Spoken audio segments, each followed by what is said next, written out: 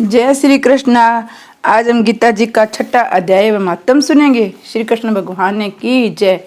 उसके उपरांत श्री कृष्ण महाराज बोले, हे अर्जुन, जो पुरुष कर्म के फल को न चाहता हुआ करने योग्य कर्म करता है वह सन्यासी और योगी है। केवल अग्नि को त्यागने वाला सन्यासी योगी नहीं है तथा केवल क्रियाओं को त्यागने वाला भी सन्यासी योगी नहीं है। इसलिए हे अर्जुन, जिसको सन्यास ऐसा कहते हैं उसी को तू योग जान, क्योंकि संकल्पों को न त्यागने वाला कोई भी पुरुष योगी नहीं होता। समत्व बुद्धि रूप योग में आरूढ़ होने की इच्छा वाले मननशील पुरुष के लिए योग की प्राप्ति में निष्काम भाव से कर्म करना हेतु का है। योगारूढ़ हो जाने पर उस योगारूढ़ पुरुष के लिए सर्व संकल्पों का अभाव ही कल्याण में हेतु का है। जिस काल में न तो इंद्रियों के भोगों में आसक्त होता है न कर्मों में आसक्त होता है, उस काल में सर्व संकल्पों का त्यागी पुरुष योगारूढ़ कहा जाता है। ये योगारूढ़ता कल्याण हेतु कही है। इसलिए मनुष्य को चाहिए अपने द्वारा अपना संसार समुद्र से उद्धार करे, अपने आत्मा को अधोगति में नहीं पहुंचावे, क्योंकि जीव आत्मा आप ही तो अपना मित्र है, आप ही अपना शत्रु है। अर्थात कोई दूसरा शत्रु या मित्र नहीं है। उस जीव आत्मा का तो वह आप ही मित्र है। जिस जीव आत्मा द्वारा मन और इंद्रियों सहित शरीर जीता हुआ है, जिसके द्वारा मन और इंद्रियों सहित शरीर नहीं जीता गया, उसका वह आप स्त्री के सदस्य है, शत्रुता में बढ़ते हैं। हे अर्जुन, सर्दी गर्मी सुख दुख आदियों को मान और अपमान में जिसके अंतकरण की वृत्तियां अच्छी प्रकार शांत है अर्थात विकार रहित है, ऐसे स्वाधीनशील आत्मा वाले पुरुष के ज्ञान में सच्चिदानंद घर में परमात्मा सम्यक प्रकार से स्थित है। अर्थात उसके ज्ञान में परमात्मा के सिवा न कुछ है नहीं। ज्ञान विज्ञान से तृप्त है। अंतकरण जिसका था विकार रहित है, स्थिति जिसकी अच्छी प्रकार जीती हुई है, इंद्रियां जिसकी था सम्मान है, मिट्टी पत्थर श्रवण जिसके वे योगी युक्त अर्थात भगवत की प्राप्ति वाला है, ऐसा कहा जाता है। जो पुरुष सुहृदय मित्र वेरी उदासीन मध्यस्थ द्वेषी और बंधुगुणों में धर्मात्माओं में पापियों में भी समान भाव वाला है, वह अति श्रेष्ठ है। इसलिए उचित है जिसका मन और इंद्रियों सहित शरीर जीता हुआ है, ऐसा वासना रहित संग्रह रहित योगी अकेला ही एकांत स्थान में स्थित हुआ निरंतर आत्मा को परमेश्वर के ध्यान में लगावे। शुद्ध भूमि में कुस्सा मृगशाला और वस्त्र है। उपरोपरि जिसके ऐसे अपने आसन को न अति ऊंचा न अति नीचा स्तर स्थापन करे, उस आसन पर बैठकर तथा मन को एकाग्र करके चित्त और इंद्रियों को क्रियाओं को वश में किया हुआ अंतकरण की शुद्धि के लिए योग का अभ्यास करे। उसकी विधि इस प्रकार है कि काया सिर और गिरवा को सम्मान और अंचल धारण किए हुए दृढ़ होकर अपने नासिका के अग्रभाग को देखकर अन्य दिशाओं को न देखता हुआ ब्रह्मचर्य के व्रत में स्थित रहता हुआ भय रहित तथा अच्छे प्रकार शांत अंतकरण वाला सावधान होकर मन को वश में करके मेरे में लगे हुए चित्त वाला मेरे प्रायण हुआ स्थिर होवे।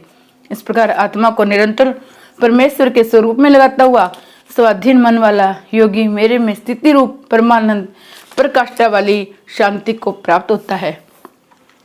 परंतु हे अर्जुन, ये योग न तो बहुत रखने वाला खाने वाले को सिद्ध होता है, न बिल्कुल न खाने वाले को, न अति सहन करने वाले को, संभाव वाले को, न अत्यंत जागने वाले को सिद्ध होता है।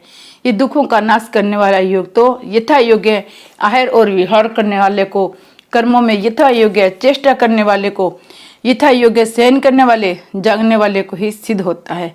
इस प्रकार योग के अभ्यास से अत्यंत वश में किया हुआ चित्त जिस काल में परमात्मा ही भली प्रकार स्थित हो जाता है, उस काल में संपूर्ण कामनाओं से शप्रहा रहित हुआ पुरुष योग युक्त ऐसा कहा जाता है।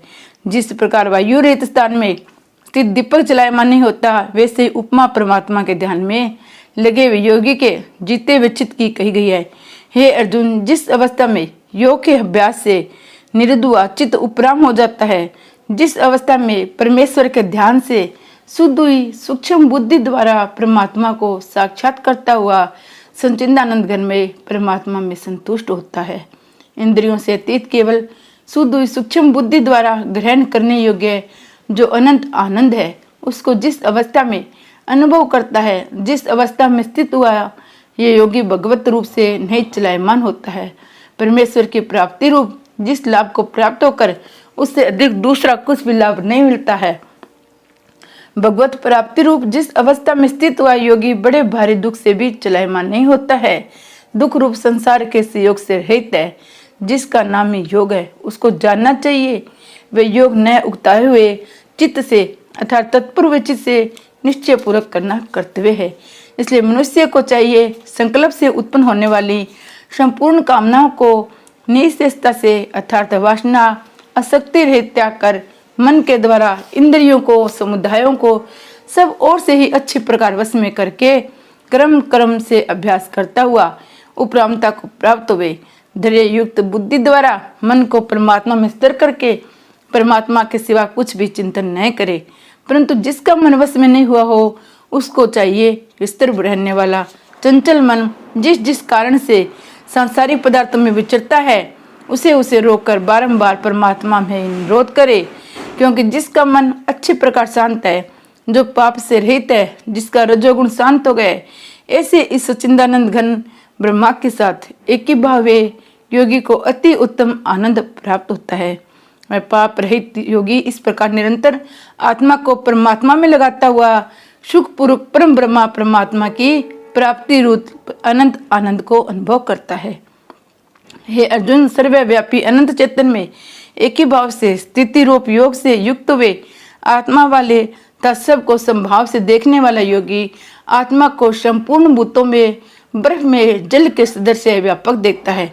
संपूर्ण भूतों को आत्मा में देखता है अर्थात जैसे स्वप्न से जगा हुआ पुरुष स्वप्न के संसार को अपने अंतर्गत संकल्प के आधार देखता है, वैसे वह पुरुष संपूर्ण भूतों को अपने सर्वव्यापी अनंत चेतन आत्मा के अंतर्गत संकल्प के आधार देखता है। जो पुरुष संपूर्ण भूतों में सबके आत्म रूप मुझ वासुदेव के व्यापक देखता है, संपूर्ण भूतों को मुझ वासुदेव के अंतर्गत देखता है, उसके लिए मैं अदृश्य नहीं होता हूँ, वह मेरे लिए अदृश्य नहीं होता है, क्योंकि वह मेरे एक ही भाव में स्थित है। इस प्रकार जो पुरुष एक ही भाव में स्थित हुआ संपूर्ण भूतों में आत्म रूप में स्थित मुझ सच्चिदानंद घन वासुदेव को बसता है, वह योगी सब प्रकार से बढ़ता हुआ मेरे में ही बढ़ता है, क्योंकि उसके अनुभव से मेरे सिवा अन्य कुछ है ही नहीं। हे अर्जुन, जो योगी अपनी सदस्यता से संपूर्ण भूतों में सम देखता है, सुख तथा दुख को भी सब में सम देखता है, वह योगी परम श्रेष्ठ माना गया है। इस प्रकार भगवान के वाक्यों को सुनकर अर्जुन बोले, हे मधुसूदन, जो ये ध्यान योग आपने समते भाव से कहा है, इसकी मैं मन के चंचल होने से भूत काल तक ठहरने वाली स्थिति को नहीं देखता हूँ, क्योंकि हे कृष्ण, ये मन बड़ा चंचल और समर्थन स्वभाव वाला है, बड़ा दृढ़ और बलवान है, इसलिए इसको वश में करना मैं वायु की भांति अति दुष्कर मानता हूँ। इस प्रकार अर्जुन के पूछने पर श्री कृष्ण भगवान बोले, हे महाभाव, निसंदेह मन चंचल कठिनता से वश में होने वाला है, परंतु हे कुंती पुत्र अर्जुन, अभ्यास अर्थात स्थिति के लिए बारंबार यत्न करने से वैराग्य से वश में होता है, इसलिए इसको अवश्य वश में करना चाहिए, क्योंकि मन को वश में न करने वाले पुरुष द्वारा योग दुष्प्राप्त है अर्थात प्राप्त होना कठिन है। स्वाधीन मन वाले प्रयत्नशील पुरुष द्वारा साधन करने से प्राप्त होना सहज है, ये मेरा मत है। इस पर अर्जुन बोले, हे कृष्ण, योग से चलायमान हो गया है मन जिसका, ऐसा स्थल यत्न वाला श्रद्धा युक्त पुरुष योग की सिद्धि को अर्थात भगवत साक्षात्कार को न प्राप्त होकर किस गति को प्राप्त होता है। हे महाभाव, क्या वह भगवत प्राप्ति के मार्ग में मोहित हुआ आश्रय रहित पुरुष छिन्न भिन्न बादल की भांति दोनों ओर से अर्थात भगवत प्राप्ति सांसारिक भोगों से भ्रष्ट हुआ नष्ट तो नहीं हो जाता है। हे कृष्ण, मेरे इस संशय को संपूर्णता से छेदन करने के लिए आप ही योग्य है, क्योंकि आपके सिवा दूसरा इस संशय का छेदन करने वाला मिलना बड़ा असंभव नहीं है। इस प्रकार अर्जुन के पूछने पर श्री कृष्ण भगवान बोले, हे पार्थ, उस पुरुष का न तो इस लोक में न परलोक में नाश होता है, क्योंकि हे प्यारे, कोई भी शुभ कर्म करने वाला अर्थात भगवत अर्थ कर्म करने वाला दुर्गति को प्राप्त नहीं होता, किंतु वह योग भ्रष्ट पुरुष पुण्यवानों के लोकों को अर्थात सर्वाधिक उत्तम लोकों को प्राप्त होकर उनमें भूत वर्षों तक वास करके शुद्ध आचरण वाले श्रीमान पुरुषों के घर में जन्म लेते हैं।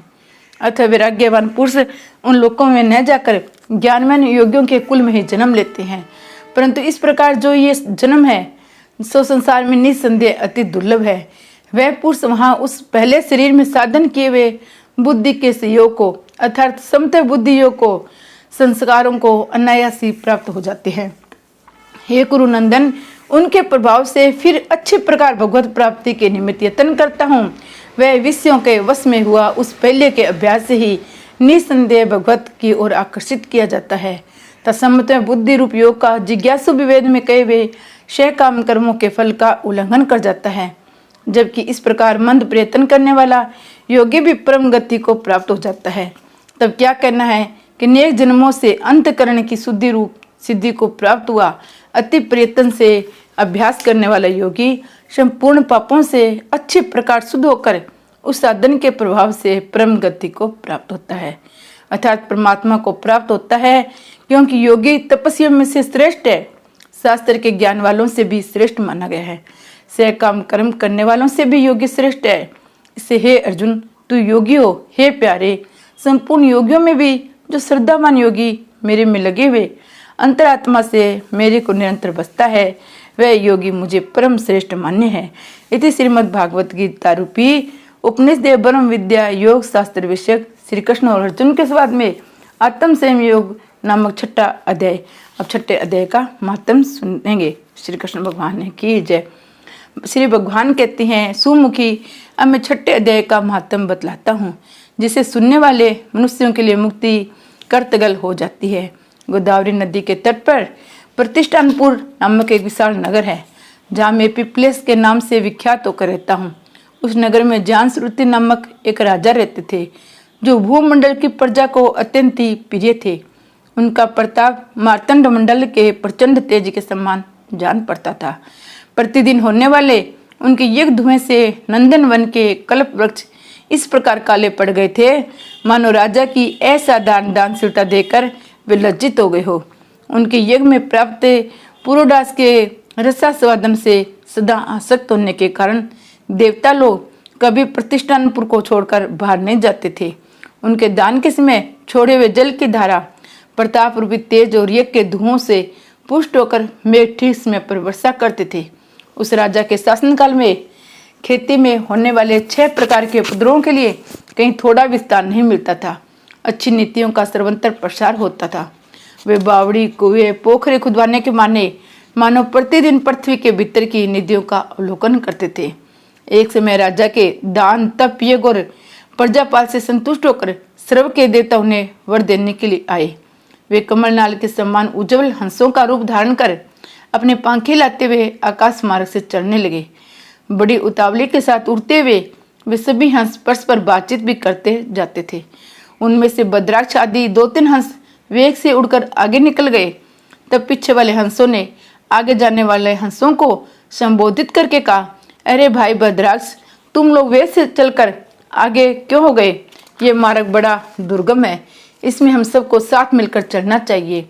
क्या तुम्हें दिखाई नहीं देता? ये सामने पुण्य मूर्ति महाराज जांसरुति का तेज पुंज अत्यंत स्पष्ट रूप से प्रकाशमान हो रहा है। उस तेज से भस्म होने की आशंका है, अतः सावधान होकर चढ़ना चाहिए। पीछे वाले हंसों के ये वचन सुनकर आगे वाले हंस हंस पड़े और उन सबर से उनकी बातों की अवहेलना करते हुए बोले, अरे भाई, क्या इस राजा जांसरुति का तेज ब्रह्मवादी महात्मा रंग के तेज से भी अधिक तीव्र है? हंसों की ये बात सुनकर राजा जांसरुति अपने ऊंचे महल की छत से उतर गए। सुपूर्वक आसन पर विराजमान हो अपने सारथी को बुलाकर बोले, जाओ महात्मा रंग को यहाँ लेकर आओ। राजा का ये अमृत के समान वचन सुनकर मैं नामक सारथी प्रसन्नता प्रकट करता हुआ नगर से बाहर निकला।